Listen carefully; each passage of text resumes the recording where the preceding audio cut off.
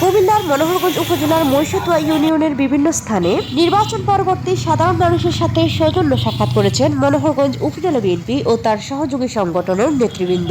এ সময় নবনির্বাচিত সংসদ সদস্য আবুল কালামের পক্ষ থেকে কৃতজ্ঞতা ও শুভেচ্ছা জানানো হয়।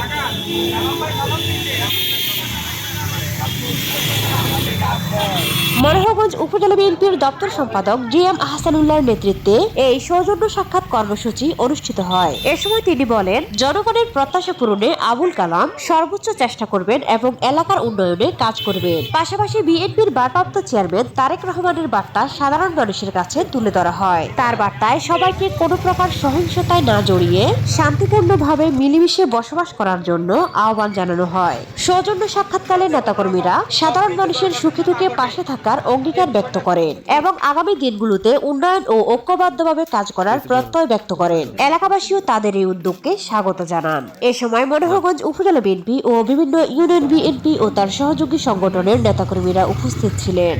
আমি জিএম আহসানুল্লাহ, মনোহরগঞ্জ উপজেলা বিএনপির দপ্তর সম্পাদক। আজকে আমরা আসছি মহিষাতুয়া ইউনিয়নে সকলের সাথে সৌজন্য নির্বাচন পরবর্তী সৌজন্য সাক্ষাতের জন্য।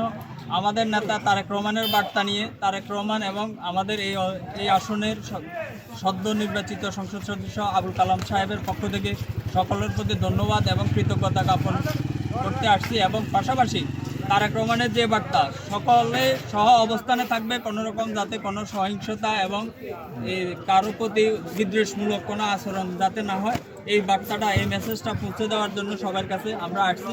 আমার সাথে উপজেলা ছাত্রদল, যুবদল, স্বেচ্ছাসেবক দল সহ অনেক নেতৃবৃন্দ আসছে। আমরা সকলকে সহ অবস্থান নিয়ে এই অঞ্চলে থাকার জন্য এবং আগামী দিনে আমাদের উন্নয়নকে ত্বরান্বিত করার জন্য, কালাম ভাইয়ের হাতকে শক্তিশালী করার জন্য সকলের প্রতি এই যে আমাদের এই আসনে দানের শীষকে বিজয় করছে তার জন্য ধন্যবাদ এবং কৃতজ্ঞতা জ্ঞাপন করছি।